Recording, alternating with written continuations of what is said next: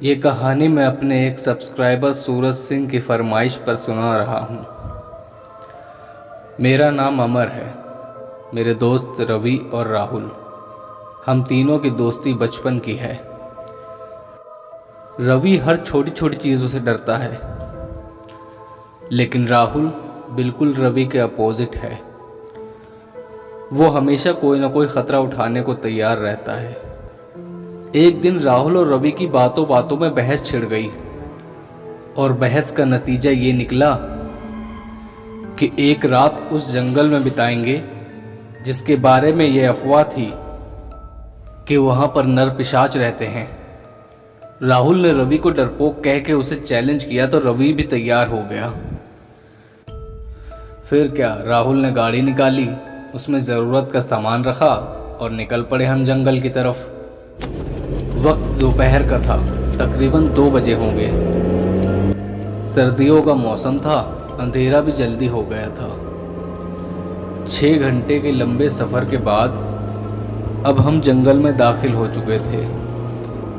जंगल के सन्नाटे के शोर ने तो मेरा दिल दहला दिया। मैं राहुल से ये कहना चाहता था कि यार वापस चलते हैं, पर राहुल के घमंड भरे अंदाज की वजह से मैंने चुप रहना ही बेहतर समझा। रवि तो पीछे की सीट पर बैठा डर से कांप रहा था। जंगल के काफ़ी अंदर जाने के बाद अचानक गाड़ी खराब हो गई।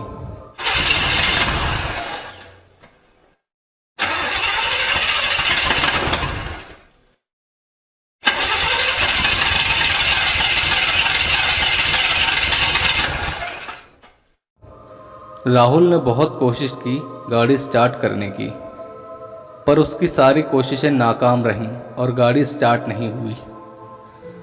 फिर मैंने कहा, इसे छोड़ो, सुबह देखते हैं।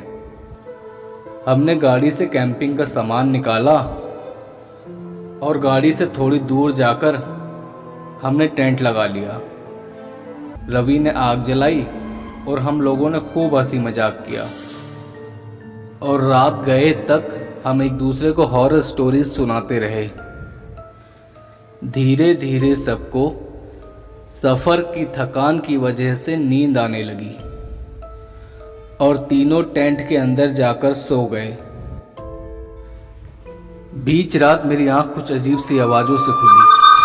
मैं घबरा कर उठा और राहुल और रवि को जगाया। राहुल, रवि, उठो, मुझे कुछ आवाज़ सुनाई दी है। क्या तुमने भी वो आवाज़ सुनी? राहुल ने कहा, हमने तो कोई आवाज़ नहीं सुनी, पर मेरा मन नहीं मान रहा था। तो राहुल मेरी तसल्ली के लिए उस तरफ चेक करने गया जिधर से आवाज़ आई थी। रवि लगातार राहुल को वहां जाने से रोक रहा था। राहुल के जाने के थोड़ी देर बाद हमने उसकी दर्दनाक चीखें सुनी।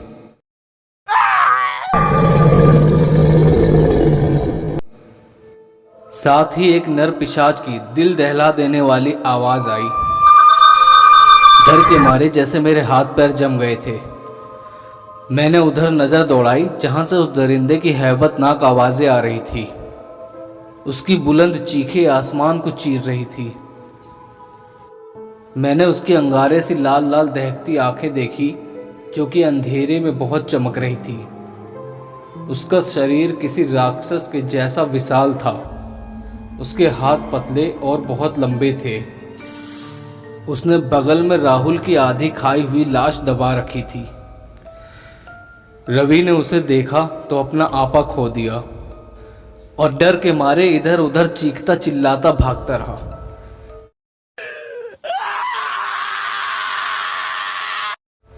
मैंने जल्दी से टेंट के बाहर जलती हुई आग को बुझाया और जाकर टेंट के अंदर छुप गया।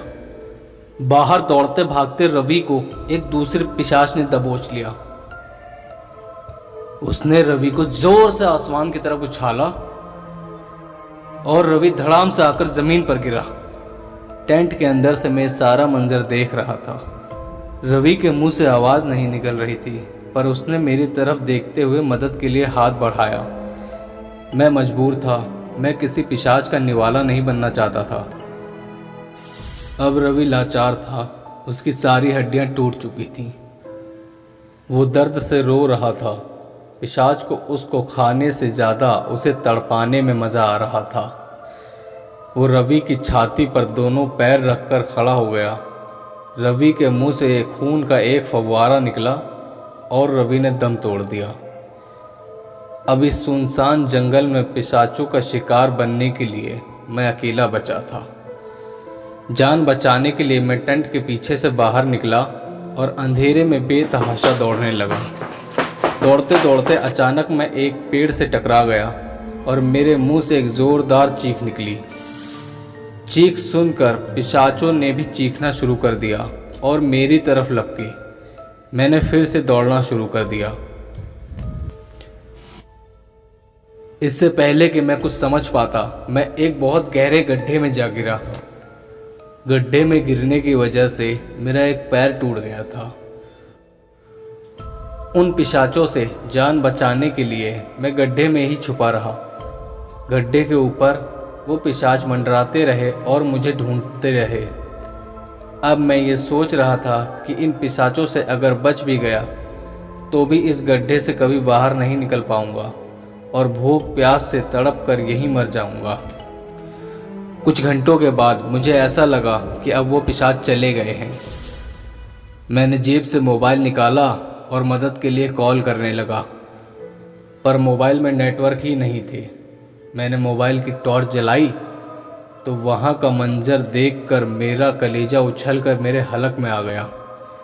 उस गड्ढे में चारों तरफ सड़ी गली लाशें थीं। मैंने ध्यान से अपने पैरों की तरफ देखा तो उछल के दूसरी तरफ भागा। मैं एक लाश के ऊपर खड़ा था। मैंने मोबाइल की टॉर्च बंद कर दी और जाकर एक कोने में बैठ गया। लाशों और कंकालों से भरे इस गड्ढे में मैं अपनी मौत का इंतज़ार कर रहा था। मैंने ये मान लिया था कि कुछ दिनों में भूख और प्यास से मैं यहीं मर जाऊंगा।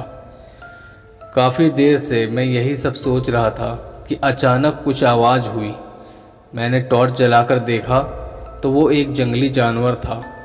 मैंने उससे बचने के लिए एक मुर्दे की हड्डी उठाई और उस जानवर को डराया तो वो भागता हुआ उस सुरंग में घुस गया और दूसरी तरफ से बाहर निकल गया। वो एक आधी खाई लाश को खींचकर बाहर ले जाने की कोशिश कर रहा था। मैंने टॉर्च की रोशनी से देखा तो वो काफ़ी लंबी सुरंग थी। शायद कि कभी कोई जानवर इस गड्ढे में गिरा होगा और सुरंग खोदकर बाहर निकल गया होगा। सुरंग को देखकर मेरे मन में जिंदा रहने की उम्मीद जगी और मैं उस सुरंग में घुसकर रेंगने लगा।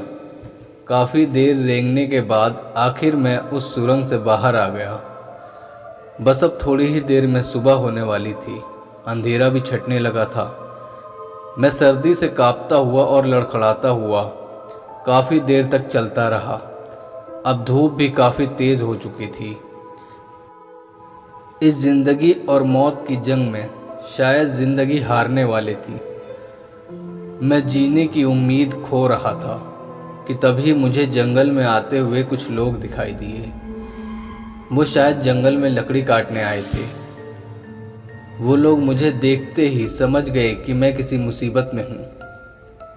वो लोग दौड़कर मेरे पास आए और मैं ज़मीन पर गिर गया। वो लोग मुझसे पूछते रहे और मैं बस रोता रहा। थोड़ी ही देर में मैं बेहोश हो गया। अब मुझे होश आया तो मैं हॉस्पिटल में था और पास ही बैठे थे मेरे मम्मी पापा। सामने रवि और राहुल के मम्मी पापा भी थे। मेरी मम्मी ने मुझे बताया कि मैं 3 दिन बाद होश में आया हूँ। उन्होंने मेरे नंबर पर कॉल किया था तो किसी ने यहाँ का पता बताया और वो उसी दिन यहाँ आ गए थे जब मैं हॉस्पिटल में एडमिट हुआ था। उन्होंने बताया कि जंगल में जहाँ मैं बेहोश हुआ था वहीं से थोड़ी दूरी पर पुलिस को रवि और राहुल की कटी फटी लाशें मिली हैं। अब उस हॉस्पिटल के कमरे में मौजूद हर इंसान मुझसे उस रात की कहानी सुनना चाहता था। दोस्तों, आपको ये स्टोरी कैसी लगी कमेंट में बताएं। अगर पसंद आई तो लाइक और शेयर करें और मेरे चैनल को सब्सक्राइब करें। Thanks for watching.